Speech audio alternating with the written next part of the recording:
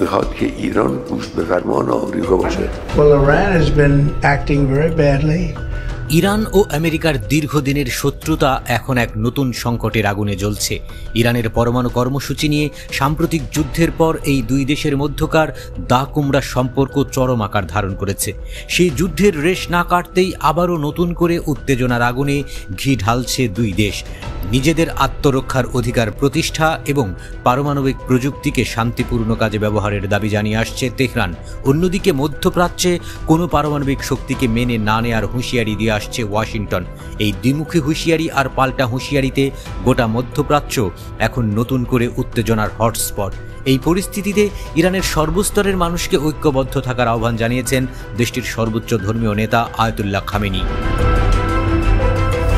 রবিবার তেহরানে শিয়াদের ইমাম রেজার শাহাদত বার্ষিকীতে এক শোক অনুষ্ঠানে ইরানের হাজার হাজার মানুষের সামনে বক্তব্য দানকালে তিনি এই আহ্বান জানান।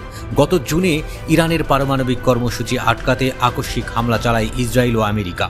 পাল্টা প্রতিশোধ হিসেবে দখলদার ইসরায়েলি ভূখণ্ড ও কাতারের মার্কিন ঘাঁটিতে নজিরবিহীন মিসাইল হামলা চালায় ইরান।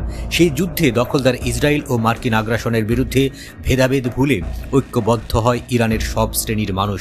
যুদ্ধের পরপরই শহীদদের নিয়ে তেহরানের রাস্তায় ইসরায়েল ও মার্কিন বিরোধী বিক্ষোভে নামে লাখ লাখ ইরানি নাগরিক।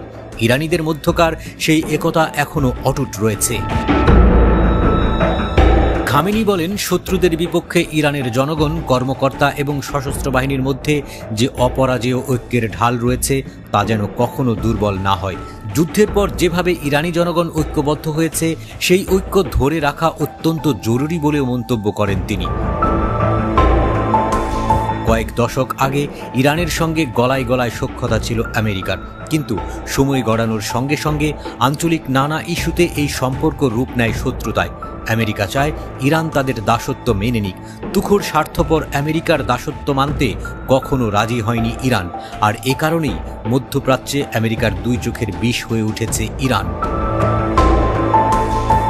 এই শত্রুতা নিয়ে একবার মার্কিন প্রেসিডেন্ট ডোনাল্ড ট্রাম্প বলেছেন, ইরানের সঙ্গে আমাদের সংঘাতের একটাই কারণ, আমরা চাই ইরান আমেরিকার কথা মেনে চলুক।